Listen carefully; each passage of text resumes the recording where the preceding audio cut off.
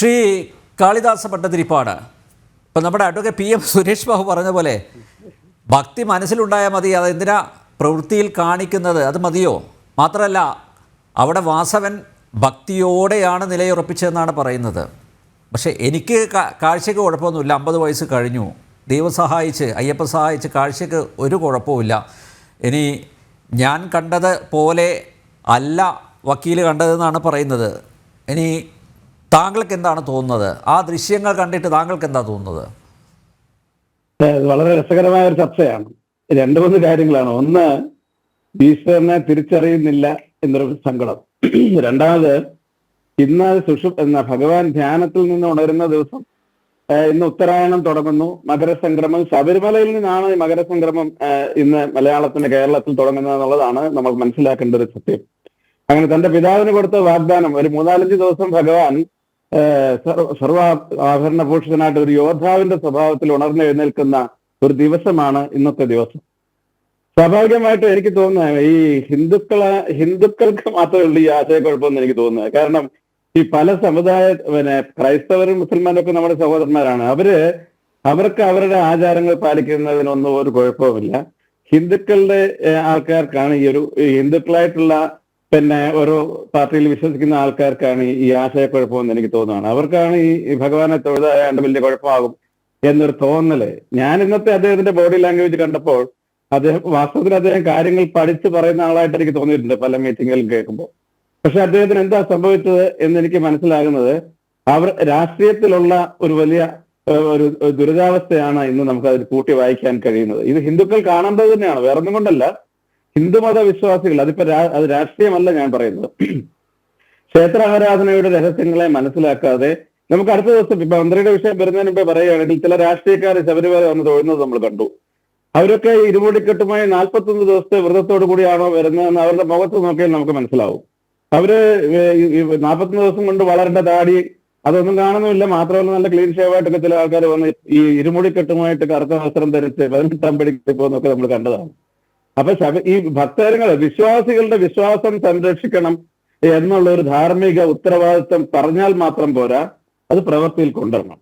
ഇവരൊക്കെ ധരിച്ചു വെച്ചിരിക്കുന്നത് ശബരിമല ഒരു മാറ്റത്തിന്റെ, അല്ലെങ്കിൽ ശബരിമല ഏതാണ്ട് ഒരു ഇക്വാലിറ്റിയുടെ ശരിയായ ഭരണം ഉൾക്കൊള്ളുന്ന കേന്ദ്രമാണെങ്കിൽ പോലും അത് രാഷ്ട്രീയപരമായി കണ്ടുകൊണ്ട് അവിടെ എന്തെല്ലാം കോലാഹലങ്ങളാണ് നമ്മൾ കഴിഞ്ഞ കുറെ കാലങ്ങളായി കണ്ടുകൊണ്ടിരിക്കുന്നത്.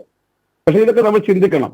ഈ 41 ദിവസത്തെ വ്രതശുദ്ധിയോടുകൂടിയാണോ ശബരിമല ദർശനം ചെയ്യുന്നതെന്ന് അവിടെ കയറുന്ന ഓരോ ആൾക്കാരുടെ മുഖത്തോട്ട് നോക്കിയാൽ നമുക്ക് കാണാൻ കഴിയും. അത് ദേവസ്വം ബോർഡ് ആരായാലും. അപ്പൊ ഞാൻ പറഞ്ഞത് അതിനകത്ത് ഏറ്റവും വലിയ ഈ വിഷയത്തിൽ പറയുന്നതിനോട് കൂട്ടി ചേർക്കാൻ ഞാൻ ആഗ്രഹിക്കുന്നത്, ഈ ആചാരങ്ങളെ സംരക്ഷിക്കുക എന്നുള്ള ഒരു ധാർമ്മിക ഉത്തരവാദിത്വം ഭരണകർത്താക്കൾ ചെയ്തില്ലെങ്കിൽ അത് വലിയ കുഴപ്പമാണ്.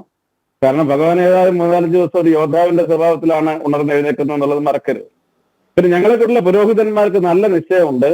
ഈ കാണിക്കുന്ന വിഷയങ്ങളിൽ പല ആൾക്കാർക്കും ഞങ്ങളെ സമീപിക്കാറുള്ളതുകൊണ്ട് ഞാൻ പറയാം. ഞാൻ ആ വിഷയത്തിലേക്കൊന്നും കടക്കുകയല്ല.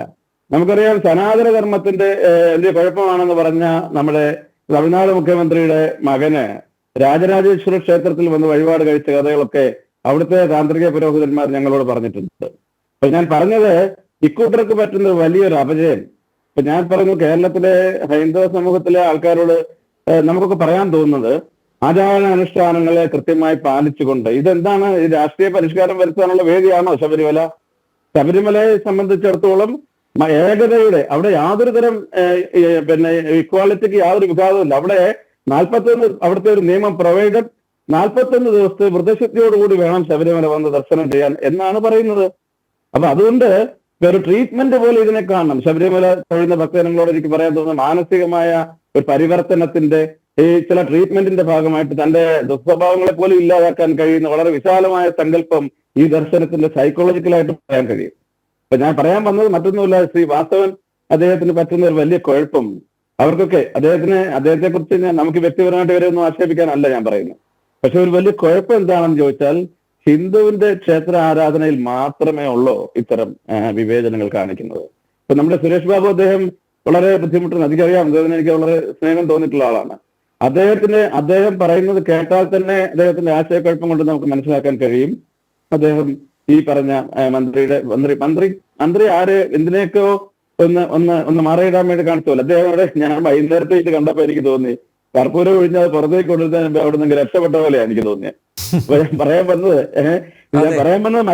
ഞാൻ പറയാൻ വന്നത് മറ്റൊന്നുമല്ല, ഇവർക്കൊക്കെ പറ്റുന്ന ഒരു വലിയ കുഴപ്പം, ഇവരൊക്കെ ധരിച്ചു വെച്ചിരിക്കുന്നത് ഭഗവാൻ അവിടെ ഉള്ളത് കൊണ്ടാണ് ഈ ശാന്തമായിട്ട് പ്രാവശ്യം ഇങ്ങനെ കടന്നുപോയെന്ന് തന്നെ വിശ്വസിക്കൂ. അല്ലാണ്ട് നമ്മുടെ ഒരു മേനടിക്കലല്ല വേണ്ടത്. ഇത് പറയാൻ കാരണം ആചാരങ്ങളും അനുഷ്ഠാനങ്ങളും ഒക്കെ സംരക്ഷിച്ചുകൊണ്ട് നിങ്ങൾക്ക് ഏത് രാഷ്ട്രീയത്തിലും വേണേ ആയിക്കൂടെ. നമ്മൾ കണ്ട രാഷ്ട്രീയക്കാർ പലരും അവിടെ വന്ന് കയറിപ്പോകുന്നു. ഇപ്പൊ നമുക്കൊക്കെ തോന്നിയിട്ടുണ്ട് ഇവരൊക്കെ എന്തിനാണ് ഇങ്ങനെയൊക്കെ കാണിക്കുന്നത്? ഈ വിശ്വാസം ഉണ്ടെന്ന് കാണിക്കാൻ വേണ്ടിയാണോ പലരും ഈ ഇരുമുടിക്കെട്ടുമായി വരുന്ന കാഴ്ച, നല്ല ക്ലീൻ ഷേവ് ആയിട്ടൊക്കെ വരുന്നത്? ഇതൊക്കെ ശ്രദ്ധിക്കണം. ശബരിമല ആചാരത്തിനെ ഉപദ്രവിക്കാതെ വിടും. അത് വലിയ വലിയ വലിയ ആശയമാണ് ശബരിമല ദർശനത്തിന്റെ പിന്നിലുള്ളത്. ഭഗവാന്റെ തന്റെ ഭൗതിക ശരീരം ഉപേക്ഷിച്ച് മണിമണ്ഡപത്തിൽ ഉപേക്ഷിച്ച് ആത്മശരീരം ബിംബത്തിൽ വിലയിപ്പിച്ച ഒരു സാത്വിക സങ്കല്പത്തെ ഉദ്ദേശം ആണ് അവിടുത്തെ സങ്കല്പത്തിലുള്ളത്. കാരണം ആത്മീയ ചൈതന്യം അതിലേക്ക് നമ്മുടെ മനസ്സിനെ കൊണ്ട് സമർപ്പിക്കുന്ന വലിയ ഏർപ്പാട്.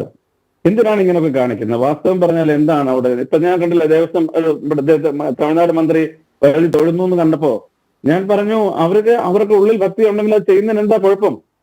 ഇതൊക്കെയാണോ ഇവര് ധരിച്ചു വെച്ചിരിക്കുന്നത്? രാഷ്ട്രീയം വിശ്വാസം ഉണ്ടെന്ന് പറഞ്ഞാൽ തല പോകുന്നുള്ള അവസ്ഥ. അതൊക്കെ മാറ്റി 21ാം നൂറ്റാണ്ടിൽ ഇതൊക്കെ മാറ്റിക്കൂടെ? എന്തിനാ ഈ ഒരു ആശയക്കുഴപ്പം ഉണ്ടാകുന്നത്? അതുകൊണ്ട് തികച്ചും വാസ്തവം പറഞ്ഞാൽ ആചാരപരമായ അനുഷ്ഠാനപരമായ വിഷയങ്ങൾക്ക് അതിനെന്താണ് രഹസ്യമായിട്ട് ഇതൊക്കെ ചെയ്യുന്നുണ്ട് കേട്ടോ. രഹസ്യമായിട്ട് എല്ലാ ആചാരാനുഷ്ഠാനങ്ങളും കൊണ്ട് നടക്കുന്നുണ്ട്. നമ്മൾ കണ്ടതല്ലേ കാടാമ്പുഴ ക്ഷേത്രത്തിൽ പൂമൂടൽ ചടങ്ങിനൊക്കെ ആരംഭമായതെന്നൊക്കെ. അല്ല, ഞാനൊരു തന്ത്രയും കൂടെ ആയതുകൊണ്ട് എനിക്ക് നല്ല നിശ്ചയമുണ്ട്. അല്ല, ഞാൻ പറഞ്ഞത് ഇതിനകത്ത് ഞാൻ പറയാൻ വന്നൊരു വിഷയം, ഈ വക എന്തിനാ ഇങ്ങനെയൊക്കെ കാണിക്കുന്നത്? നിങ്ങൾക്ക് തുറന്നു പറഞ്ഞൂടെ? ഇതൊക്കെ സമ്മതിച്ചൂടെ?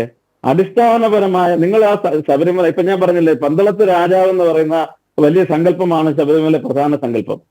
ആ പന്തളത്ത് രാജാവ് അവിടെ ഒരു ചെറിയ മുറിക്കകത്ത് വിഷമിച്ചിരിക്കുമ്പോൾ, ഇന്നിപ്പോ നിങ്ങൾ കണ്ടില്ലേ, പമ്പയിൽ വന്നിട്ട് രാജാവ് അവിടെ 3 ദിവസം താമസിച്ചിട്ട് ഇന്ന് അവിടെ അയ്യപ്പന് ബുദ്ധിമുട്ട് ഉണ്ടാക്കരുത്, അയ്യപ്പന് പന്തളത്ത് രാജാവ് നേരെ വന്നാല് ഭഗവാൻ എണീക്കണം എന്നുള്ള ആ ഒരു ധാർമ്മിക സങ്കല്പമൊക്കെ അവിടെ ഉണ്ട്.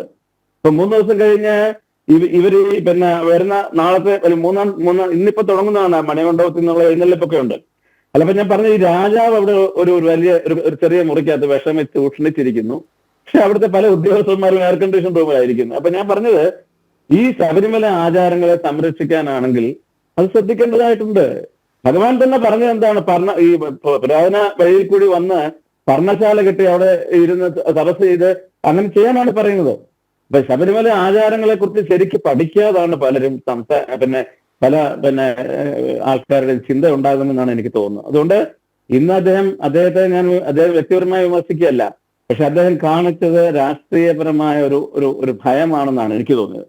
അതുകൊണ്ട് തന്നെ വാസ്തവത്തിൽ ഈ മനുഷ്യരെ എല്ലാം ഒന്നായിട്ട് കാണുന്ന നമ്മള് ആ ചിന്ത പറഞ്ഞുകൊണ്ടായില്ല, അത് പ്രാവർത്തികമായി കാണിക്കാനുള്ള ഒരു രാഷ്ട്രീയ പക്വതയും കൂടി എല്ലാവരും കാണിക്കണം. അത് തന്നെയാണ് വേണ്ടത്, യാതൊരു സംശയമില്ല. നേതാക്കന്മാർക്ക് എന്താ കുഴപ്പം? ശബരിമല നന്നായി നല്ല ഉദ്ദേശത്തോട് കാണാൻ ശ്രമിക്കാത്തതിന്റെ കുഴപ്പമല്ലേ? അതുകൊണ്ടല്ലേ കഴിഞ്ഞ കുറച്ചു കാലം മുമ്പ് നമ്മൾ 2 വനിതകളെയൊക്കെ അവിടെ പ്രവേശിപ്പിക്കാൻ ശ്രമിച്ചതിന്റെ കാഴ്ചകളൊക്കെ ഇവർക്ക് എന്താ പറ്റുന്നത്? ഇത് ആർക്കാണ് ഇതുകൊണ്ട് ഒരു പോസിറ്റീവ് ഫീലിംഗ് ഉണ്ടാവുന്നത്? ഞാൻ പറയുന്നു, ഹിന്ദുക്കളായിട്ടുള്ള ഈ ക്രൈസ്തവരും മുസൽമാനും അവർക്കൊക്കെ അവരുടേതായ വഴിയുണ്ട്, നമ്മളതൊന്നും പറയുന്നില്ല. പക്ഷെ ഹിന്ദുക്കളായിട്ടുള്ള ഭക്തജനങ്ങൾ എന്തിനാണ് അവരെ ഇങ്ങനെ ആശയക്കുഴപ്പത്തിലാക്കുന്നത്? അത് ചിന്തിക്കണം. ഒരാളും വിമർശിക്കാനോ ഒന്നും അല്ല ഞാനീ പറഞ്ഞു. അതുകൊണ്ട് ശബരിമല ആചാരങ്ങളുടെ പക്വതയോടെ മനസ്സിലാക്കിക്കൊണ്ട് ഇത്തരം ഷോമാന്മാരായി മാറാതെ നമ്മളവിടെ ഈ 18ാം പടി കയറുന്നവരെല്ലാം 41 ദിവസത്തെ വ്രതത്തോട് തന്നെ കയറാവൂ എന്ന് നിഷ്കർഷിക്കുക എന്നും കൂടി പറയാനാണ് ഞാൻ ഈ അവസരം ഉപയോഗിച്ചത്.